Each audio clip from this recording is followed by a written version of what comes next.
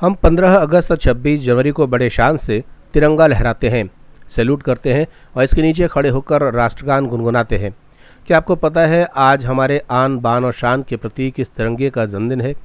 99% लोगों को पता नहीं होगा कि आज ही के दिन तिरंगे को उसकी पहचान मिली थी। देश के आज़ाद होने के बाद संविधान सभा में पंडित जवाहरलाल नेहरू ने 22 जुलाई 1947 को तिरंगे झंडे को राष्ट्रीय ध्वज घोषित किया था। हमारे देश की शान है तिरंगा झंडा। स्वतंत्रता संग्राम से लेकर आज तक तिरंगे की कहानी में कई रोचक मोड़ आए हैं। पहले उसका स्वरूप कुछ और था और आज कुछ और है। 99% भारतीय जानते ही नहीं है कि 22 जुलाई को हमारे लिए एक महत्वपूर्ण दिन क्यों है, क्योंकि यही तिरंगे के जन्म की पूरी कहानी बयां कर देती है। भारत में राष्ट्रीय ध्वज रखने की आवश्यकता जब तक बंगाल विभाजन की घोषणा नहीं हुई थी तब तक वास्तव में महसूस नहीं की गई।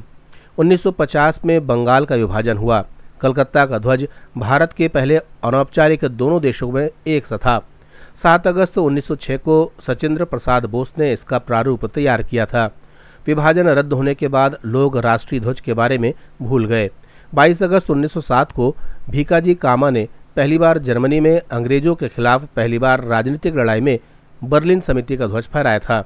बाद में 1917 में होम रूल आंदोलन के दौरान बाल गंगाधर तिलक और एनी बेसेंट ने एक और राष्ट्रीय ध्वज के प्रारूप को तैयार किया।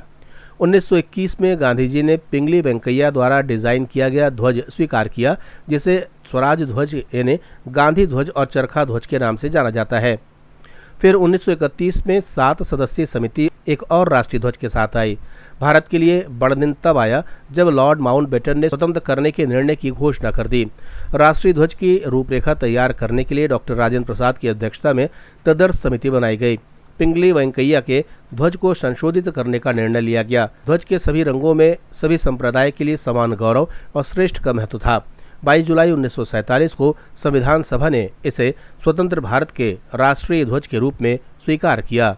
हम भारतीयों को वर्तमान स्वरूप में तिरंगा पाने का गौरव प्राप्त हुआ और इसलिए 22 जुलाई को भारतीय ध्वज के जन्मदिन के रूप में मनाया जाता है।